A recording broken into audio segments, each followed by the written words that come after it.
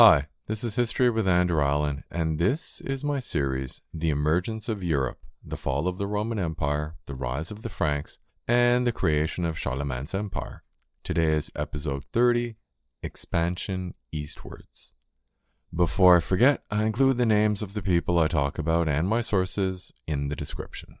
As I explained last episode, the Frankish kingdom had expanded close to the border of what remained of the Eastern Roman Empire. Since the Franks had not stopped expanding, conflict seemed likely until King Charles and Empress Irene negotiated a marriage alliance between their children. Recognizing that the former Lombard kingdom and Aquitaine needed time to adapt to Frankish control, Charles appointed his two youngest sons sub-kings of the two regions, giving them more autonomy. Once the border regions had been resolved, Charles could focus his energy on the subjugation of the Saxons. Fighting was fierce, but the last major resistance ended when the Saxon leader Widukind bent the knee. When the empire tried to place Desiderius' son Adelchis on the throne of Benevento after Duke Arichis died suddenly, Charles backed Arichis' son Grimoald because he would not be an imperial puppet. It is unlikely that Charles was happy that Grimoald was able to preserve the independence of Benevento. He was simply the least bad option. A powerful Lombard duchy in the south allied with the empire would give Constantinople the opportunity to gain control of all of southern Italy, which would threaten the Frankish-controlled kingdom in northern Italy. As long as Grimoald focused his attention on southern Italy, Charles would ignore him. Anyway, Charles had a much more annoying neighbor in the east, which literally bordered on the Frankish kingdom. That neighbor was the Duchy of Bavaria. To be clear, Bavaria was not a threat. Charles was simply annoyed by the duchy's independence. Convinced that the remoteness of Bavaria protected him, Duke Tassilo openly acted as if he was independent. Although he did not attack Frankish lands, he refused to attend the annual gathering of Charles's vassals. The sole exception had been the assembly at Worms in 781, where the Frankish nobility had gathered to pay respect to the newly crowned sub-kings Pippin and Louis. Even then, Tassilo had only attended after Charles had agreed to an exchange of hostages to ensure that Tassilo would be able to go home. Honestly, Charles's irritation with Bavaria seems unfair, since Duke Tassilo had even declined to aid his father-in-law, King Desiderius, when Charles had invaded Lombardy. However, Bavarian independence blocked the king's plans to solidify his control of Lombardy and his desire to control the Danube Valley. By 787, the recently conquered lands in Saxony and Lombardy had been sufficiently pacified for Charles to feel safe to deal with Bavaria. Even so, Charles adopted a smooth approach, simply reminding Tassilo that he had sworn an oath of loyalty to the Frankish king. Tassilo probably commented that the oath had been given to Pippin, not Charles, and remained defiant. Unable to find an excuse to invade, Charles persuaded Pope Hadrian to issue an anathema, a form of excommunication, against Tassilo unless he submitted to his king. Why would Hadrian want to help Charles against Tassilo, who had never threatened the church? Well, Charles had just given the papacy another block of lands. This was the second large grant of land to the papacy. The first had occurred in 781, when Charles wanted the Pope to rebaptize his son Charlemagne as Pippin and then perform coronation ceremonies for the newly baptized Pippin and Louis. Each time Charles wanted something, the papacy's lands expanded. When Tassilo refused an order to refuse in person in front of Charles, the king seized the excuse to launch an invasion, a major invasion, since three separate armies marched on Bavaria. An army of Saxons and Franks marched south from Saxony, Charles led a Frankish army from Worms, and another army marched north from Italy. Tassilo promptly submitted and became a formal vassal on October 3, 787. It appeared that the matter had been settled. It hadn't. A year later, Charles used rumors that Tassilo was plotting with the Avars to accuse the Duke of treason, forcing him and his sons to enter separate monasteries while the most independent-minded Bavarians were exiled. Still, Bavaria was permitted to keep its own government. Charles had simply replaced the duke with his brother-in-law Count Gerald, who became prefect of Bavaria. Actually, Gerald was a good choice since he had his own family network in Bavaria. There does not appear to have been much disruption in Bavaria. The duchy was wealthy and well run, so why would the Franks interfere? Instead, they simply claimed all of the duke's lands, appointed a governor, and otherwise left it alone.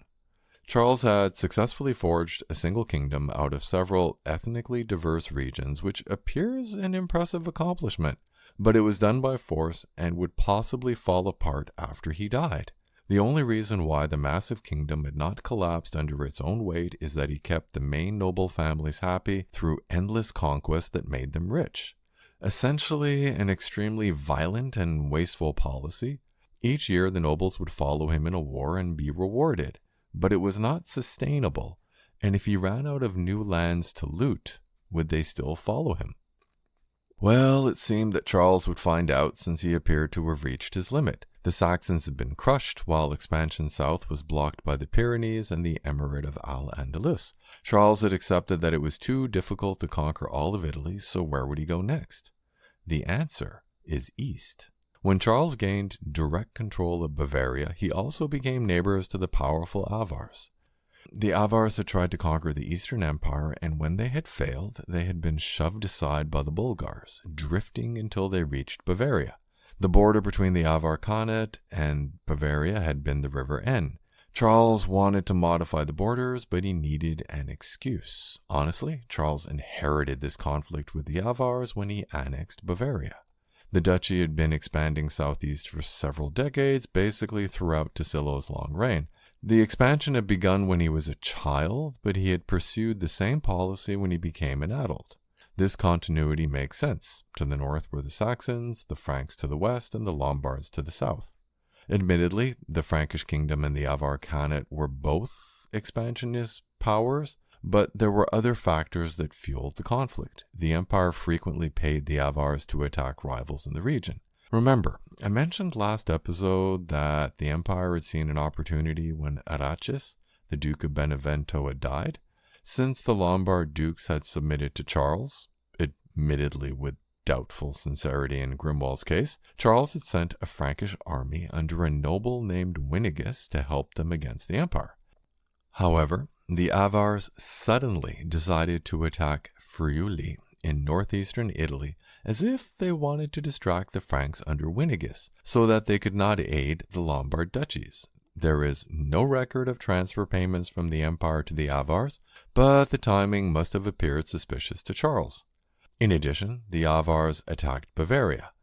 All of the Avar attacks were defeated, but Charles was unable to respond with an invasion of Avar territory, at least until 791. Actually, an invasion of Avar territory fit the Carolingian playbook of leading nobles of recently occupied territories to invade a neighbor, preferably pagan, in order to use the resulting loot to win their loyalty.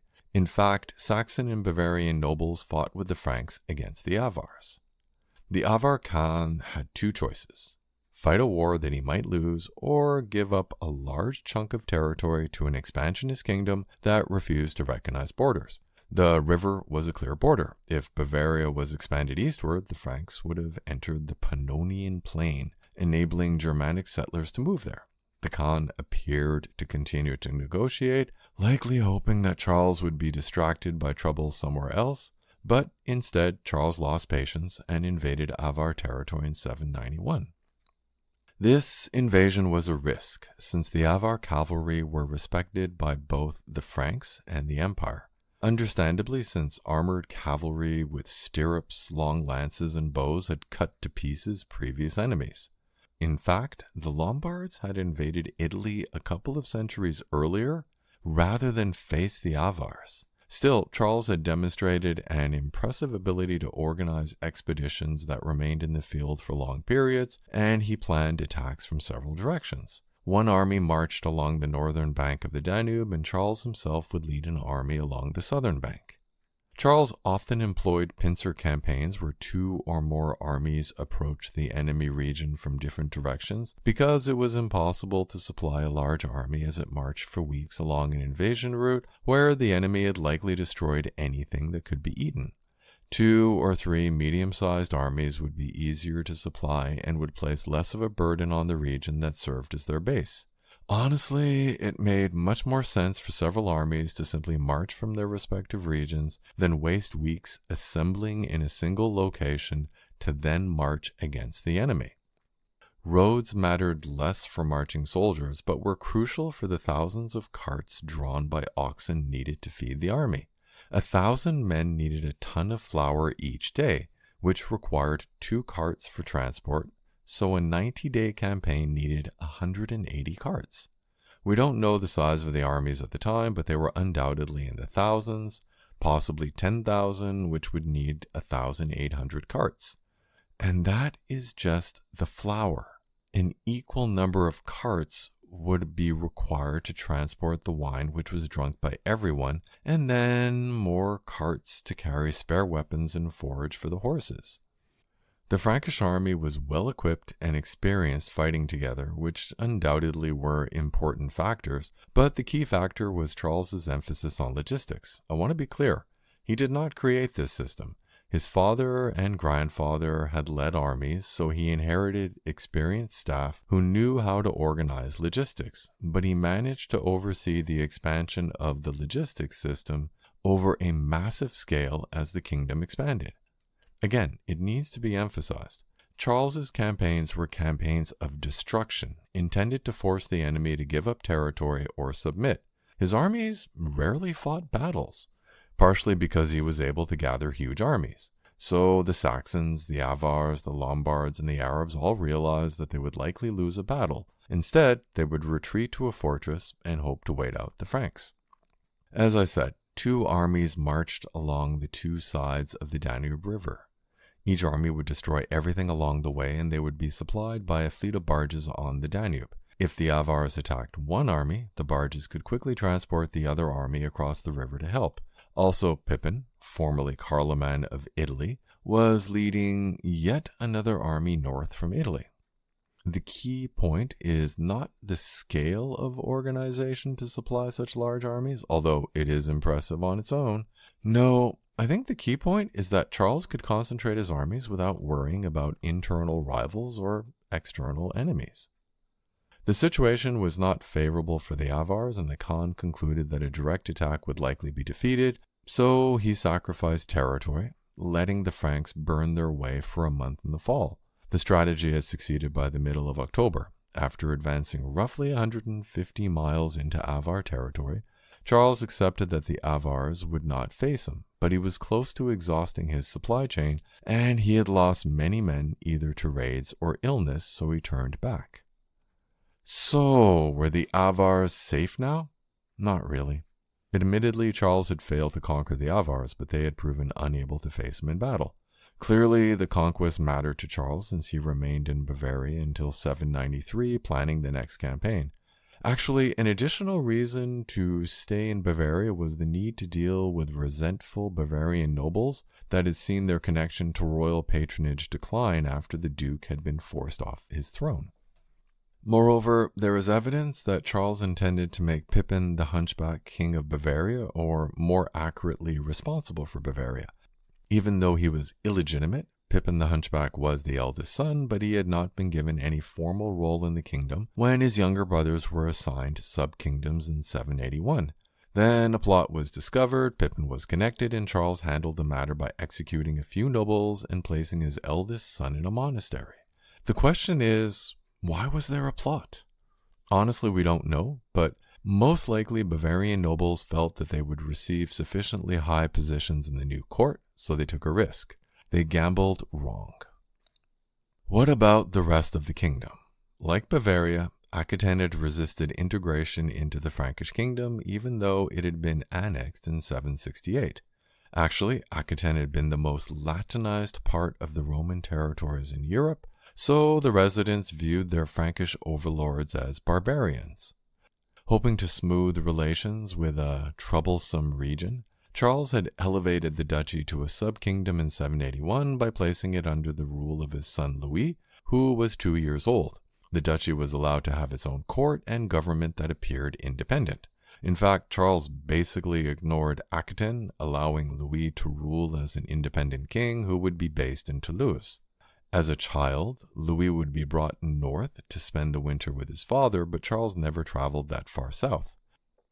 The destruction of the Frankish rearguard by the Basques in 778 had clearly ended Frankish ambitions in the Iberian Peninsula. While the Franks had no interest in crossing the Pyrenees, Aquitaine was not entirely peaceful. In particular, Louis and his advisors were busy crushing revolts by the Gascons, who lived north of the Pyrenees and had made it clear that they had zero interest in joining the Frankish kingdom.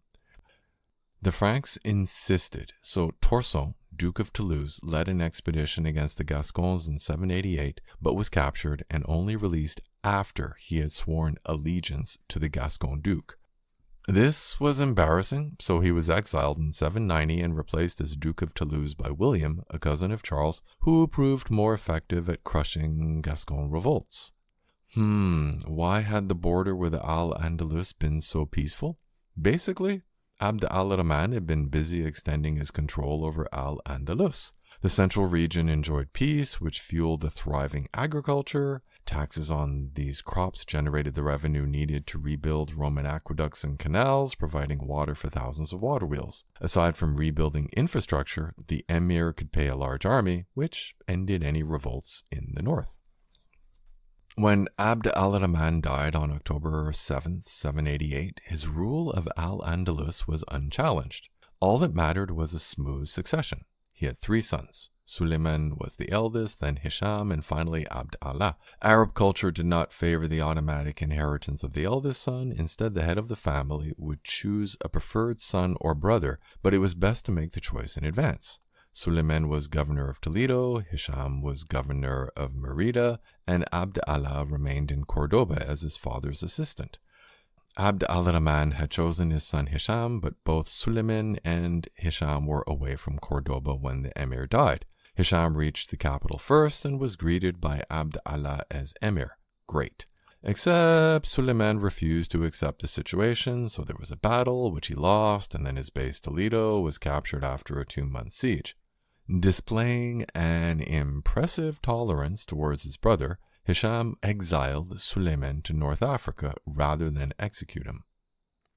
To sum up, the release of Arichis' son Grimoald ensured the failure of an imperial invasion of southern Italy.